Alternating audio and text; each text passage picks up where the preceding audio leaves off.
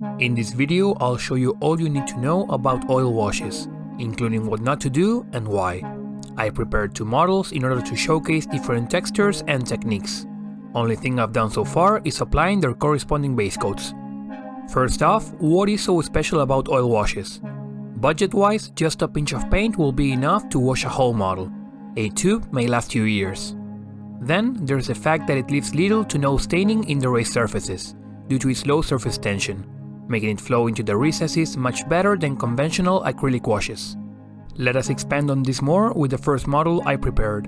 To the previous mix, I'll add a bit of brown, and compensate the extra oil with some white spirits to keep the same dilution. I mentioned that oils create little to no staining. Here, as I'm working over a white surface, said staining is more noticeable. However, in it comes another advantage of oil paints, and that is the ability to be cleaned due to their slow drying time. A common mistake I see people make and even teach is cleaning right after the application.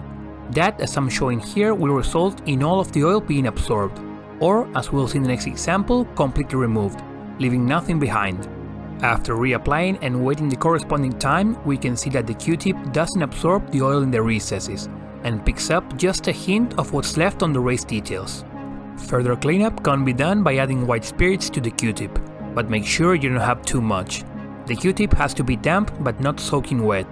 You can see now that a new stain appears on the fresh Q-tip, of paint the spirits reactivated and allowed the Q-tip to pick up and clean. Let us also have a look at what would happen if excess wasn't removed from the Q-tip. The spirits will flood into the details, reactivating all of the oils, instead of just what's on the raised details.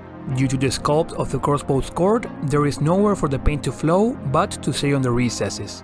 So it is possible, depending on the model, such so-called mistakes may pass unnoticed.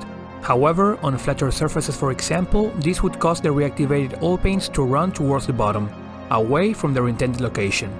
We'll have a look at this by working on the back of the model.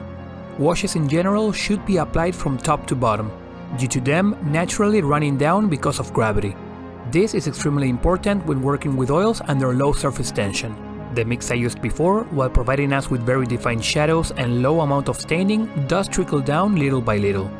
But I could add more spirits to create a thinner mix, which would in turn provide less staining and still keep the recesses quite defined.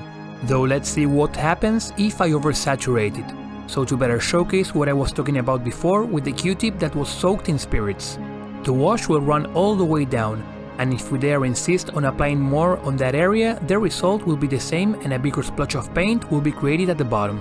Having reapplied a coat of oil and after giving it time for the solvent to evaporate, I'll proceed to do a proper cleanup. While time may vary according to the dilution, you should wait at least from half an hour to a full hour before the cleanup, in order to give time for the white spirits to evaporate. The oils won't fully dry until many hours go by. And that should be all you need to know about oil washing in its most basic form. With the other model I prepared, I'll show you 2 other methods of employing oil paints in miniature painting. This time, however, I'll be working with a thicker mix, still adding a couple drops of spirits to improve the paint flow. And once again, it is important we give time for the solvent to evaporate, and the oils to get a bit of a grip on the model, or it will all be removed completely as we start cleaning. A couple of disclaimers. The less solvent, the more time this will take, and some colors may stain more than others, as you can see 2 videos ago where the blue oil got a better grip on the model than the brown. I'll link above the video I'm talking about. Having left the model to partially dry, we can once again do some cleaning with a makeup sponge, and even complement it with a Q-tip to remove that layer of paint which we allowed to get a hold on the model.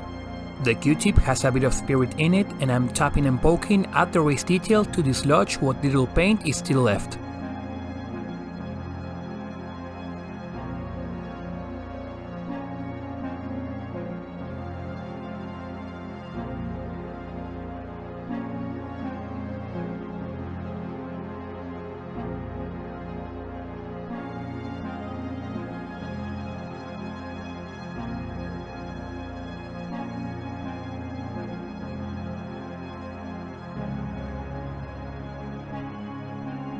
I also want to bring attention to the capability of feathering the oils with the use of a dry brush, in order to soften the transitions.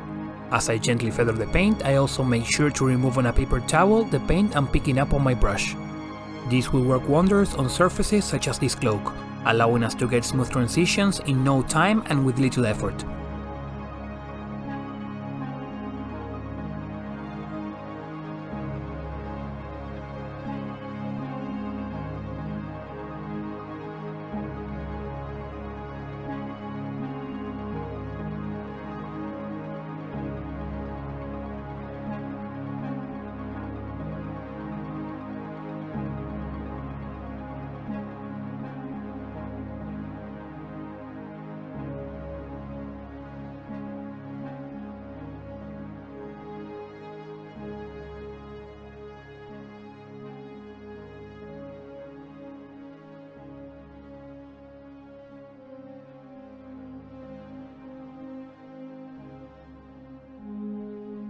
And here I am establishing brighter highlights like I mentioned previously with the Q-tip damping spirits. The Q-tip will reactivate and pick up that thin layer of oils we allow to get a grip on the model, uncovering the brighter base coat underneath. Any harsh transitions can be blended like before with a soft dry brush.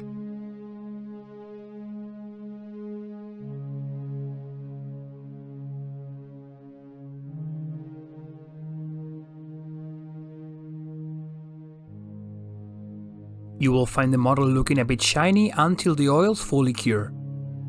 Finally, we'll have a look at a method I've employed in the past for my grimdark miniatures, a bit more messy and useful when working on hard to reach areas. And what I'll do is strangely what I've been telling you not to, which is to take my brush, soak it in spirits and from top to bottom begin to coat the model in them, allowing the spirits to dislodge the oil and run down the model, only pulling on the recesses and heavily towards the bottom. So that's a part we're going to have to pay attention to so no blobs of paint end up drying there. Since they all got some time to get a grip on the model, this simple soaking won't just lift them all up by itself. Once they have run down, pulled on the recesses and any excess have been cleaned off, we have the chance of letting the oil spirits evaporate away, and go through this process again to remove even more of that oil that's gripping the raised details up to our desired result, while any drippings will just settle on the recesses. This is kind of a lazy way of working which will necessitate keeping an eye on the model to absorb any excessive amounts of pulling paint. I'll link 2 old videos where I make use of this method in case you want to get a deeper look into it.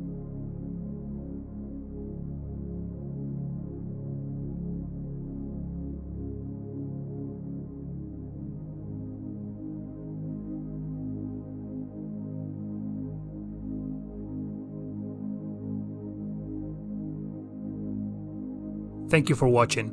While I try to make this video as complete as possible, I'm sure you still may have some questions, so feel free to leave them in the comments and I'll get to them shortly. Special thanks to my patrons Kaob, Cedric, I Like Samosas and Moradin. If you enjoyed the video and want to support me, please consider leaving a like or even subscribing. But that is all for today. Hope to see you again next week.